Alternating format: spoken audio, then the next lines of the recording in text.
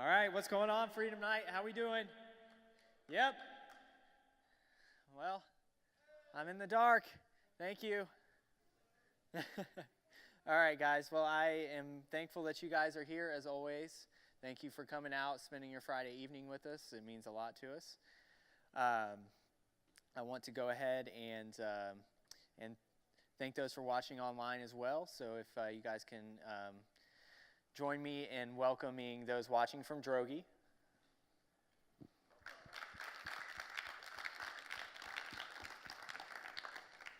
As well as the brave women joining us online from Brighton. All right, just want to let all those watching online know that you are loved and that we do pray for you on a daily basis here. We are believing in breakthroughs for you, and we believe that that you are going to get through this. And we one day look forward to meeting you in person. So again, thank you guys for being here. I want to hype up these donuts in the back, huh? How cool is that? Yeah. Sugar Rush, yeah, that's right. But yeah, so if you haven't stopped back there yet, please do so. But before we get started, I want to go ahead and give a welcome to our media and stuff, and the different camera angles, switching and stuff like that. That's always Brendan. He's always the man behind the scenes. But tonight we are going to put him right in the middle of the fire. So without further ado, I would like to welcome Brendan Hamilton. If you guys could join me.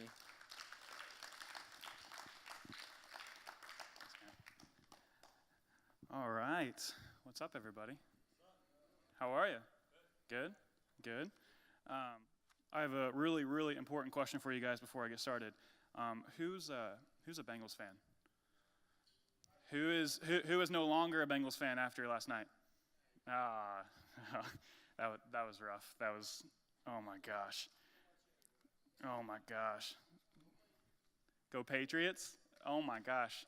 There's the door. I know it. All right, anyway, my name is Brendan. It is an honor to be here tonight. I've been at Seven Hills for, 2017 now, seven years or so. The first 2 years, I was a little bit younger as a kid. I was kind of dragged here. When you're a kid and you don't really like church when you're a kid, your parents like grabbing you by your hair. Hey, come on, let's go to church. So that was me for the first couple years. And I got saved actually in this room back there in that corner in 2012. And I began serving pretty heavily in 2013. Usually on a Friday night, I am here with Freedom Night, but usually I'm upstairs or back doing sound, just helping make this service happen. I love Freedom Night. I've been around Freedom Night actually since the beginning, even since before Freedom Night was a thing, and we were just doing just regular meetings, just the AA meeting. My dad actually started the original AA meeting here back way before even Freedom Night was a thought, which is really cool. And so I've been able to come in and see AA grow to be 200 plus people almost weekly. And I was here for the first Freedom Night. I'm here now, seeing this grow, seeing you guys come. It is incredible. I know John Howard. How many of you guys know John Howard? Everybody probably knows John Howard. He is one of my favorite people of all time. He's actually known by my family as Uncle John. Uncle John. He is incredible. So I've had the honor of seeing you guys grow and seeing Freedom Night grow. So it is incredible. I want to open up with a little bit of my story. This is the first time that I've been able to talk to you guys, and so I want you guys to know me. I don't want to just, say a bunch of words and you guys not really know who is saying them. So I grew up in a divorced, non-Christian home. My parents divorced when I was 8 years old, and of course at that point when you're 8 years old, you don't really know why things are happening. You just know things are happening, when your dad and your mom bring you in and they say, hey, Brendan, mommy and daddy are no longer going to be staying together. We'll have 2 different houses. We'll have 2 Christmases. We'll have two birthday parties, And as an 8-year-old, you see your mom crying a lot because you think 2 Christmases. Oh my gosh, this is awesome. 2 birthday parties. Getting so many presents. This is great. But seeing your mom and dad cry at that. So yeah, I'm from that. I know a lot of people in our area are also from that divorced home. And the biggest factor into the divorce was my father's drinking. And so my home growing up, my dad would come in drunk. He'd drink while he's home, while I'm there. We'd go off to my baseball games, and we'd come home, and then he'd drink there. And so, I grew up in that kind of environment, as probably a lot of us here did as well. And all of us here have like I said, a reason like that for why certain things happened in our lives, why the bad things happened in our lives, whether that's drugs, whether that's alcohol, whether that's abuse, just in you, or maybe people you've been affected by. Those things have happened. And it can be so easy to sit here and think every Freedom Night, every Friday night, that, man, nobody knows what I've been through. Nobody knows what I've seen. Nobody knows what's happened to me. And you come in here and you're sitting here and you think, all right, it's just me. I'm alone. Nobody understands me. But it's cool because a place like Freedom Night, everybody in this room understands it. The person to your right and your left, you know what they've been through. You can understand what has happened to them, because in some way or another, something like that may have happened to you or a loved one. And so before I go into what I want to really, really dive into, what I really want to talk about, if it's cool with you guys, I want to pray really quick before we go any further. So bow your heads, close your eyes real quick. Jesus, we love you. Thank you so much for this opportunity. Thank you for this weekly opportunity we have to come into your presence, to hear your word, to feel your spirit move, Jesus. I pray that the Holy Spirit has its priority tonight. I pray that you rest upon every heart, every mind, Jesus. We give you all the glory, all the praise. It's in your name. Say amen. All right. So has anyone read the book of Ruth at all? Anybody? Yes. One person. Any guys? Have you guys read the book of Ruth? Yeah. I know sometimes I've talked to guys and be like, hey, have you read like Esther or Ruth? And they're like, there are books in the Bible that are like girls' names? What? Oh my gosh. I'm like, yeah, they're actually like incredible. So yeah, Ruth is an incredibly interesting book. I read through it again just this morning. It's only like, in my Bible, it's like 4 pages, 3 pages. It's really, really short. But I want to give you a little bit of background information on the book of Ruth. And so this book comes after Judges. And if you know anything about Judges, it's a very dark book. It's a very dreary book. And so this was set in the time of the Judges, which was, like I said, very dark days, very bloody days. People were not having a good time. And there's this underlying hostility between the people of Canaan and the Moabites of Moab. They're separated by the Dead Sea. They hate each other. They don't like each other. It's really bad. They fight. They hate each other. But we're going to pick up a story in Ruth chapter 1, verse 1, right at the top, where it introduces this woman named Naomi. And so Naomi is the mother of Ruth, who the book is named after. And Ruth ends up being the great-grandmother of David. And David, of course, is a king after God's own heart. He is arguably like the greatest king in the Bible. Everybody loves him. All the Psalms, most of the Psalms, a lot of the Psalms are written by David. People have heard David. He's awesome. So this is about his great-grandmother, Ruth. And so we'll start in Ruth chapter 1, verse 1. It says, in the days when the judges ruled, there was a famine in the land. So a man from Bethlehem in Judah, together with his wife and 2 sons, went to live for a while in the country of Moab. The name's man was Elimelech. His wife's name was Naomi, and the names of his 2 sons were Mahlon and Chilion. They were Ephrathites. I don't know if you guys have read the Bible before and come across names that are like a complete different language. Sometimes I just think of random words to put in there. They're hard to pronounce, I know. from Bethlehem, Judah.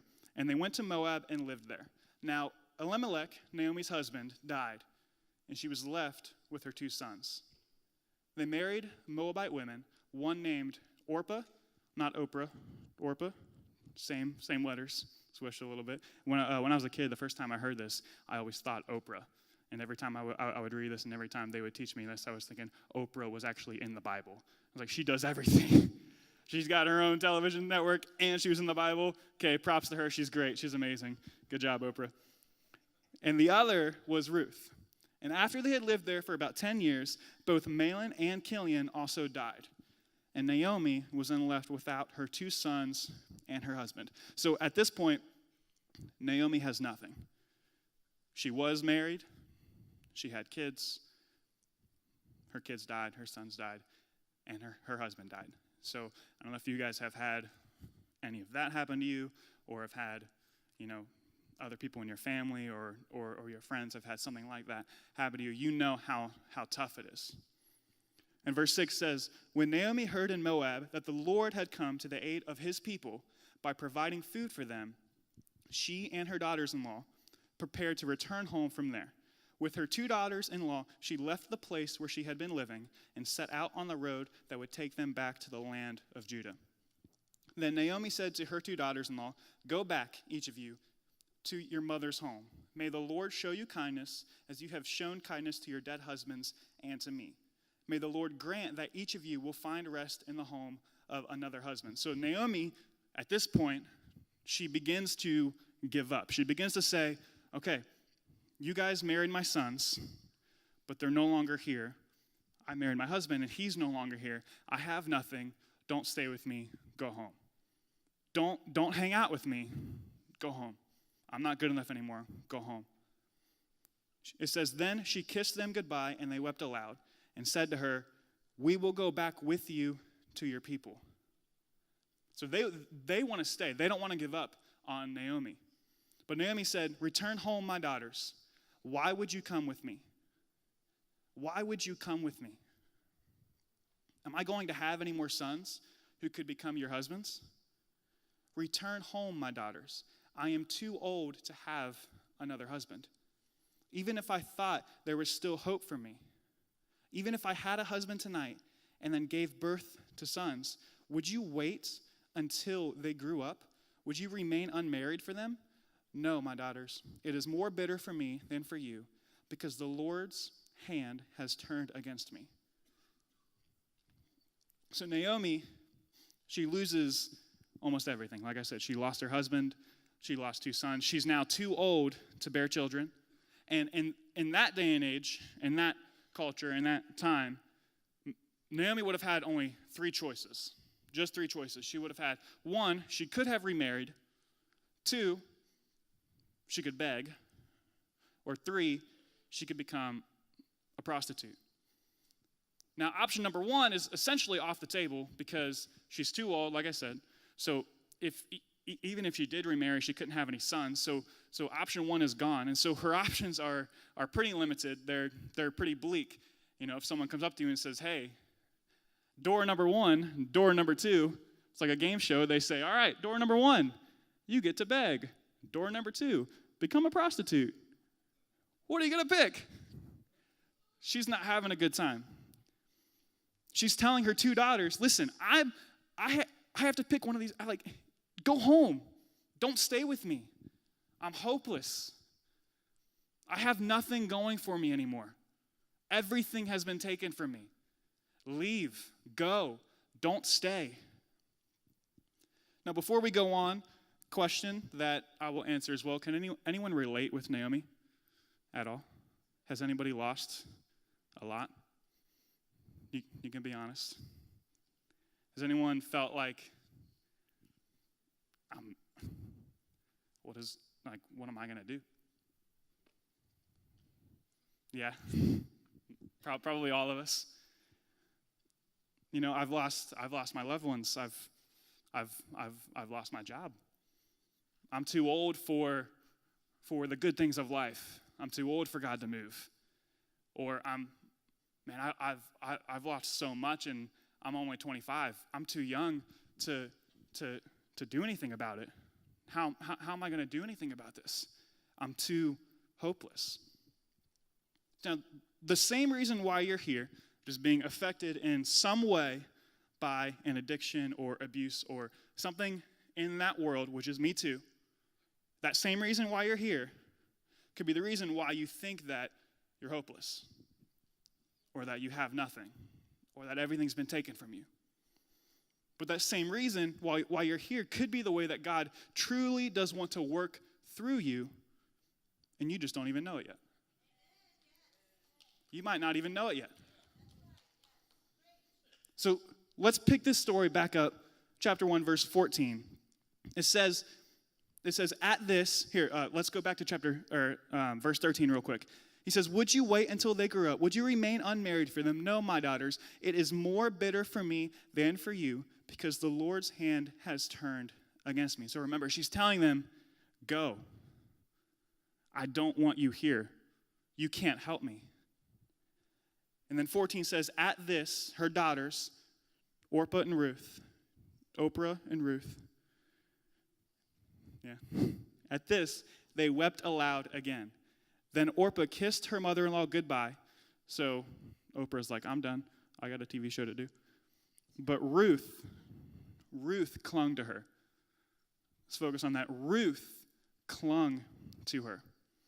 Look, said Naomi, your sister-in-law, Orpah, she's going back to her people and to her gods. She's leaving. She's listening to me. Ruth, listen to me too. Follow her. Leave. Get out of here. Go back with her. In verse 16, but Ruth replied, don't urge me to leave you or to turn back from you. Where you go, I will go. Where you stay, I will stay. Your people will be my people, and your God, my God. Where you die, I will die, and there I will be buried. May the Lord deal with me, be it ever so severely, if even death separates you from me. And when Naomi realized that Ruth was determined to go with her, she stopped urging her. So Naomi is ruined. She feels ruined. She's had everything awful happen to her. Again, who can relate? A lot of us in here. She has every right to say, all right, I'm done. I give up. I'm not moving forward. So many bad things have happened to me. So many bad things that I don't even want to continue in life. I don't even want to be with my remaining loved ones because too many of my other loved ones are gone. She's saying, go. But she had Ruth. Ruth refused to let go. She refused to leave her mother-in-law. She refused to let Naomi forget about her. So I have two questions for you. One is, are you Naomi? And two, who is your Ruth? So are you Naomi? We've already said a lot of us can relate to Naomi and what she's been through. So what have you lost? Why are you here? Have you given up? Is that why you're here? This was a last resort? Are you about to give up? And you said, okay, let me go one more time. One more time, God. If you don't move, I'm done. One more time. Maybe it's family. Maybe it's part of yourself. Maybe you can't see or feel God anymore. Maybe you haven't. Maybe you just came with a friend. Maybe you just heard about it. Maybe you haven't even accepted Christ at all, which is fine. It's really easy to feel isolated and to feel alone in a season of loss because the devil likes to make you feel like once you have lost one thing, once you've lost in one area of life, you've lost everything. Once you've lost one thing, once you lose one family member, once you lose one job, once you feel like you go through a small season where you can't hear God's voice, the devil says, you've lost everything. You can't go back. You cannot go back because the devil, he likes to come and steal, kill, and destroy everything. Your hope, your joy. So, man, I lost my job. My wife, she lost her job. What are we going to do? We lost. The devil comes in and says, oh, I'm going to steal your hope. I'm going to steal your joy. I'm going to steal communication with your kids, so now even your kids won't listen to you, and now that relationship hurts. You've lost everything. All family's gone. All friends are gone. All your support systems are gone. And so what I love about this, a place like this, a place like Freedom Night, look around. A place like this, people like you, is that in the midst of loneliness, in the midst of isolation, you can come in to a room in a service like this with other people that may be feeling that isolation and that loneliness, and you can then be surrounded by the people who love you, who are for you and are not against you. Because this lady over here, she is for and not against that sir over there. And this sir right here, you are for and against everybody behind you. Everybody in this room is for, not against everybody else. So in the midst of loss, in the shuffle of doubt and grief and confusion, Naomi, in the story, she had to look at who was around her.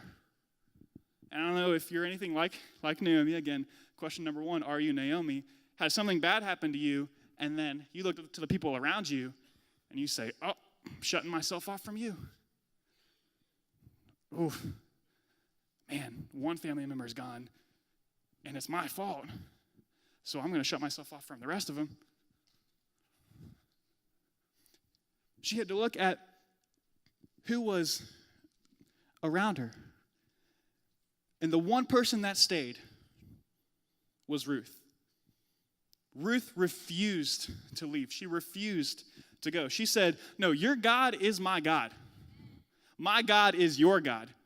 And even if you're in that season of loneliness, that season of emptiness, the season of everything feels like hell just came and wiped it all away, my God is still your God. So Ruth was with her. So in everything you've lost, in everything you struggle with, I challenge you, ask yourself this question: who is my Ruth? Who is still around me? Is it the people at your table? Maybe it is all the people here. Maybe it is the people back where you came from. Maybe it's Chris. Maybe it's Virginia. Maybe it's Pastor Marcus. Maybe it's your small group here. But there's someone who sticks closer than even a brother. And you know the name I'm about to say. It's the name of Jesus. He will stick with you through everything. He has not left you. So maybe it seems like you've lost everything, everyone. Maybe even as I'm talking, from a place of brokenness, from a place of okay, maybe I'm not as old as this crew right here. Maybe I haven't gone through as many things as you guys have gone through, but I've experienced my fair share of being broken. I've experienced my fair share of feeling alone and cutting myself off and isolating myself off from everybody else. So maybe as I'm talking, the devil is whispering in your ear and saying, I wouldn't listen to that guy. He's making too many jokes in church about the Bengals and Oprah. Don't listen to him. Man, you lost your wife? Man, you better get ready to lose everybody. Oh, man, your kids aren't even talking to you? Oh, good luck talking to any of your friends. You lost your job? You're not getting another one. Maybe he's whispering that in your ear. But just as in Naomi's situation, I promise you, whether it's the people in this room or people that are even outside of this room that still love you, there is a Ruth holding on to you. Like I said, maybe it's us, maybe it's Virginia, but it's Jesus. It's his Holy Spirit. He is holding you up. He is guiding you. He's in front of you and behind you, guarding you. He believes in you. He knows you will pull through. The person to your right and your left, like I said, they believe in you. I believe in you. Virginia believes in you. This church believes in you. Pastor Marcus believes in you. Why else would we have a Friday night service for you guys? Pastor Marcus believes in you. I'm not just saying that. I promise you. So I'll even ask you this question. Could you be a Ruth to someone else's Naomi? Maybe you feel like you're doing okay right now, so maybe I'm being really extreme up here, and you're like, sir, I just got a job. Had my anniversary. Kids are great. I mean, you're saying cool things and all, but how does that work with me right now? So maybe you feel like you're doing okay, but I guarantee you not everybody you know is as good as you are right now. If you're doing really good, not everybody at your table is doing really good. So who knows someone who is a Naomi right now? Everybody's hand should be up. Be honest. Who do you know that's in their mind lost it all? Lost everything. Yeah, everybody knows one. So maybe you need to be a Ruth to them. Maybe what I'm saying isn't specifically to help you, but maybe it's to guide you to help them. They need you. Don't forget about them. And do not let them forget about Jesus. Growing up, I had a friend. His name was Josh Alcorn. And I met him at a summer camp that I went to every year. Again, when I first started the summer camp, like I first started church, I didn't want to go. And so my mom's like, hey, I went to this camp as a kid. Grabs me by my hair and pulls me to the camp. She's like, you're going too. I was like, oh, okay, Mom, thanks. But I met my friend Josh at this camp. And to me, Josh was great. He was doing amazing. It was incredible. I don't know if anybody else has been to like a summer camp when they were younger, or like was like a camp counselor. Usually how those things are set up is like over the course of, let's say, June, July, August, right? You've got like 1 week is like one crew of kids. Next week's like another crew of kids. And so you usually go back like the same week every year, and it's with the same people every year. But because you come from anywhere within like a 100-mile radius of the camp, you might not be with them throughout the year, right? So I knew Josh at this camp, okay? Amazing guy, great friend. And I knew him for 4 years. We were at 4 camps together. And every camp that everyone after the first camp, I could feel that there was this growing sense of, I want to say, discomfort or lack of confidence, maybe. And I found out right after the last year that Josh was struggling with a few things. And I have a video to kind of show you this. So if we can play that video. Funeral services, which had been scheduled at this hour in Ohio for the transgender teen who committed suicide, have been postponed. That's according to a sign posted on the church's door earlier today. No reason was given. 17-year-old Leila Alcorn's death sparked a national conversation after she left a heart-wrenching suicide note on her Tumblr account begging for her death to mean something. She described how she'd felt like a girl trapped in a boy's body since she was 4 years old, and cried tears of joy when she finally discovered at 14 there was a word for who she was, and that was transgender. Leila scheduled her suicide note to post hours after she walked into the path of a truck Sunday. Leila, named Joshua at birth, wrote about how she was devastated when she finally told her mother she was transgender, and her mother reacted by telling her it was just a phase and taking her to a Christian therapist. Leila wrote, quote, "I have decided I've had enough. Either I live the rest of my life as a lonely man who wishes he were a woman, or I live my life as a lonelier woman who hates herself." People say it gets better, but that isn't true in my case. It gets worse. Each day I get worse.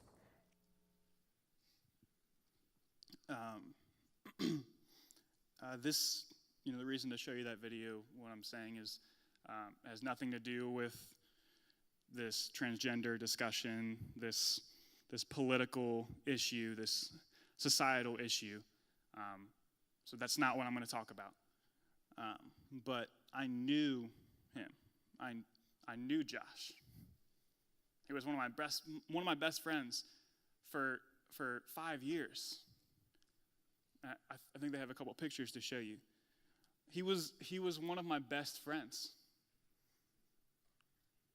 We would just be stupid together. We would be funny together. We would hang out together growing up. I mean, how am I supposed to know that the kid in the top left was dealing with that outside of that picture?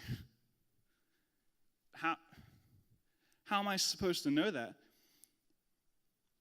And so he lived up by Kings Island, and I lived around here. And so, like I said, outside of that 1 week of camp, where everybody puts on their face and everybody makes themselves feel like they're amazing, and hey man, how was your year for you? Oh, it was great. It was fantastic. See, I didn't see him too often, but I knew something was going on, and I just didn't do anything about it. And so one Sunday morning, I was serving in our kids ministry, which was the room over there that Freedom Night started in. I received a Facebook message that went to all of our camp friends that were in the last picture there, telling us about Josh's suicide.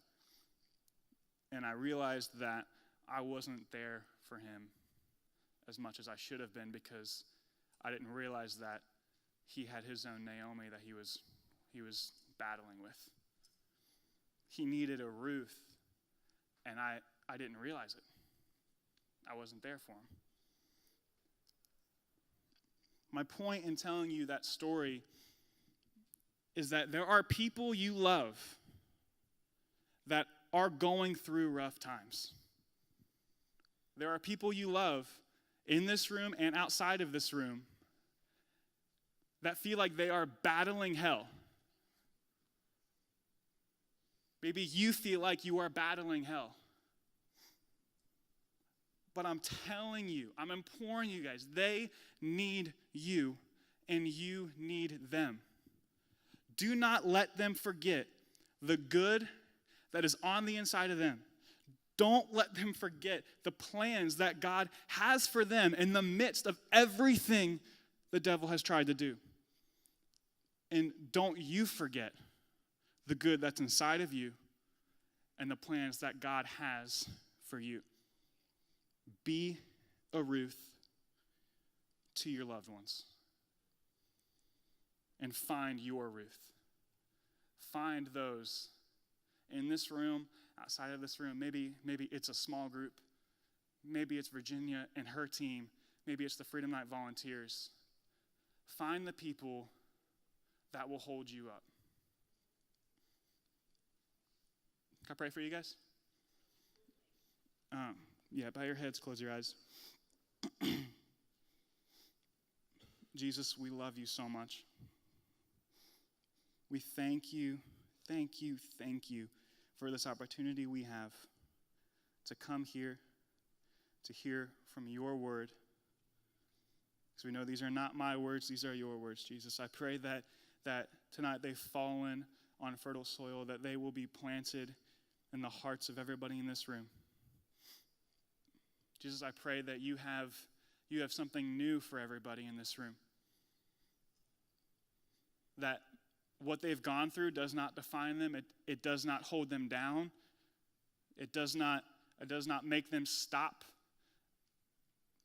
on their path to follow the calling you've put in their lives. Jesus, maybe there's people here tonight that haven't felt you in a while. Maybe they haven't heard from you. Maybe they haven't heard you at all, Jesus. And Lord, I never want to have an opportunity to talk like this and not give the invitation of your Holy Spirit in your sacrifice. And so, like I said, maybe you're in this room, and maybe you haven't given your life to Jesus.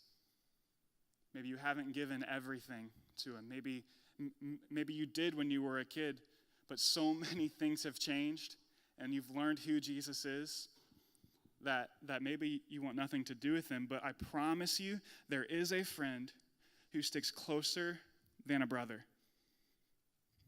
His name is Jesus. And so on the count of 3, if you want to give your life to the Almighty, to Jesus, to the only one who is 100% man, 100% God, he will be with you. He is with you. If you want to make that decision tonight, on the count of 3, just lift your hand. 1, 2, 3. Just keep your hand up for a second. There are friends going by that's going to slip something in your hand, and then you can put it down. This is a very important decision. This is the most important decision that you will ever make. Don't let the devil whisper in your ear. Don't let him say that, nah, this isn't true, this isn't true, this isn't true. Don't listen to him. Don't listen to him. Thank you in the back. So I want everybody to put your hand on your heart. And Christians in the room, we will pray this together with those who just received Christ. Say, Jesus, I believe that you died for me. I believe that you rose to give us everlasting life, to wash us completely clean. I know that you love me. I know that you've forgiven me. I know that you are for me. You are the King of Kings and Lord of Lords. I give you all praise, all glory. It's in your Son's name. Amen.